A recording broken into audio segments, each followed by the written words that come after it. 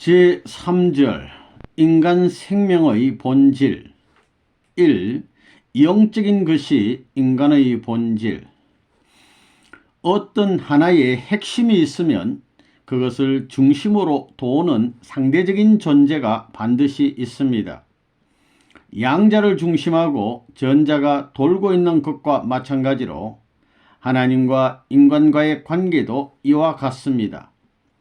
전자와 같은 우리 인간의 마음이 양자와 같은 하나님 마음의 핵심과 관계를 맺어 작용하고 있기 때문에 하나님께서 인간을 대하여 복귀 섭리를 하실 수 있는 것입니다.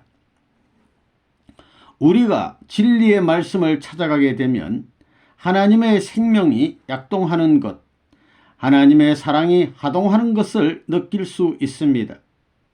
이와 같이 진리 길을 거쳐 하나님의 생명과 사랑을 찾아 나가는 것이 가치 있는 것입니다.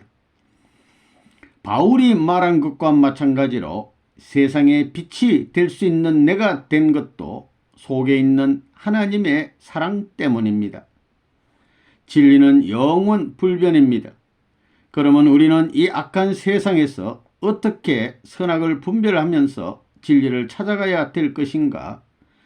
자신을 중심한 마음을 버리고 항상 낮은 자리로 내려가야 합니다. 성서에서 높고자 하는 자는 스스로 낮아져야 한다고 했습니다. 인간의 본질은 영적인 것입니다.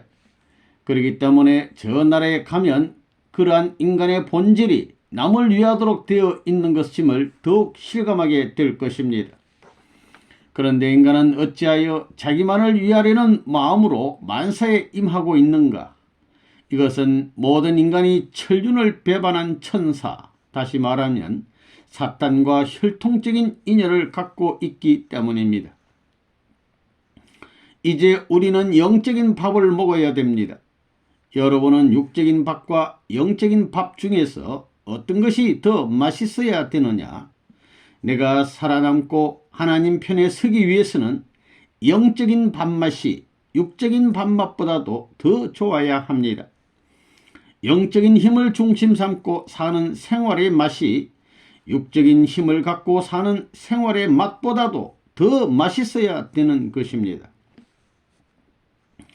이 만물의 영장이란 뜻. 만물의 영장이란 말이 무슨 말이냐? 만물의 영장이 누구냐? 사람이라고 말하고 있지만 만물의 근본된 영장은 하나님입니다.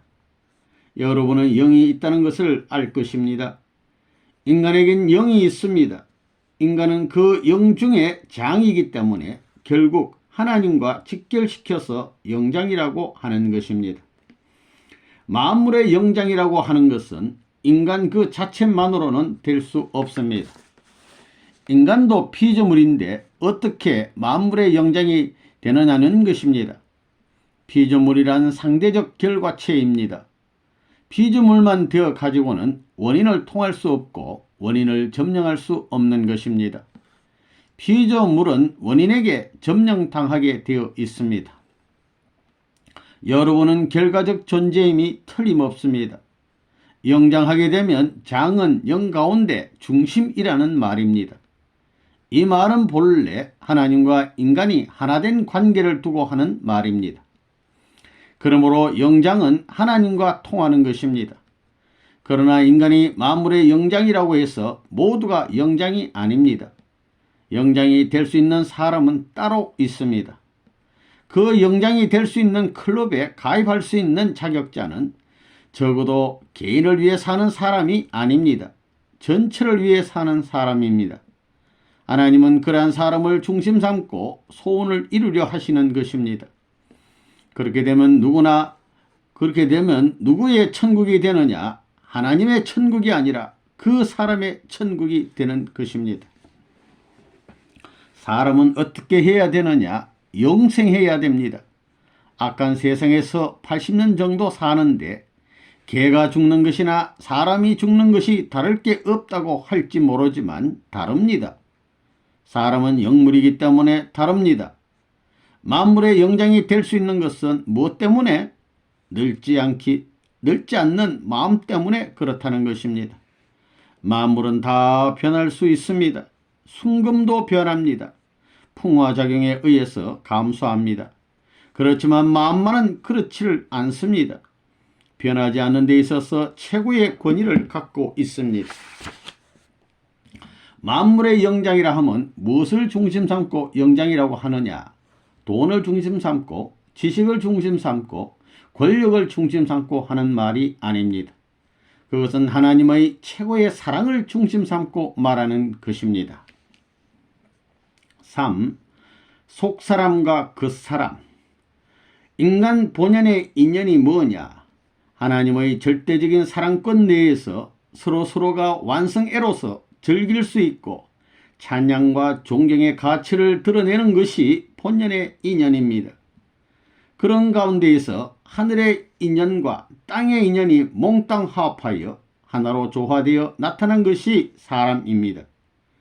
그러기에 보이지 않는 마음이 있고 보이는 몸뚱이가 있는 것입니다. 본래의 인연을 갖고 태어났다면 몸과 마음이 갈라져서 하나 되었다는 것입니다.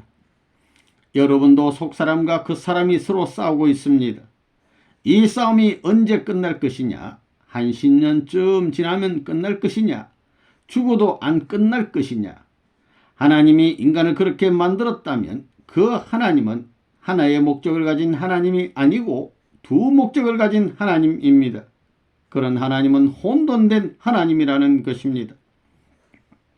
우주의 모든 법칙은 전후 좌우 엇갈림이 없이 질서정연하게 하나의 뚜렷한 목적이 있습니다. 이걸 볼 때 사람은 본래 이렇게 창조된 것이 아니라는 것입니다. 그래서 몸뚱이를 집어 던지고 본연의 마음을 찾아야 됩니다. 우리 인간의 육신과 영이체 중에서 보다 더 중요한 것이 무엇이냐? 육이 아니라 영이라는 것입니다. 육은 70년, 80년의 시간권, 한계권 내에서 살다가 사라지고 말지만 영은 시간권을 초월하고 공간권까지 초월하는 권한을 가지고 있습니다. 따라서 역사적인 책임을 깨닫고 책임을 다하는 것이 인간의 본의입니다. 여러분이 아무리 육신을 중심 삼고 잘 살더라도 결국은 죽게 되는 것입니다. 어차피 육신은 죽게 되어 있는 것입니다. 그렇게 되어 있다는 것입니다. 그러면 영적인 기준과 육적인 기준 중에 어느 것이 보다 중요한 것이냐? 우리가 육적인 기준을 중심 삼고 살아가는 것이 아닙니다. 육은 영을 위하여, 영은 육을 위하여 존재하는 것입니다. 여러분은 세상 사람들이 살아가는 것과 같은 입장에 매달려서는 안 됩니다. 여러분은 육을 구원했다는 입장에서 영육이 합한 실체를 갖추어 보다 보람있는 자리에서 출발해야 합니다. 4. 지상생활의 목적은 영육 완성. 뜻은 무엇이냐? 결국 인간의 영육을 완성시키는 것입니다. 나 자신을 중심 삼고 과거는 영적이고 오늘은 육적입니다. 과거는 영적이고 현재는 육적이라는 것입니다. 두 세계가 침범을 당했습니다. 현재의 입장이 사탄 세계이니까 사탄 세계를 이긴 육이 되어야 되고 과거 사탄 세계를 이긴 영적 기반을 닦아야 된다는 것입니다. 과거와 현재를 승리하면 영육을 가질 수 있는 기준이 미래에 대한 축복이 벌어지는 것입니다.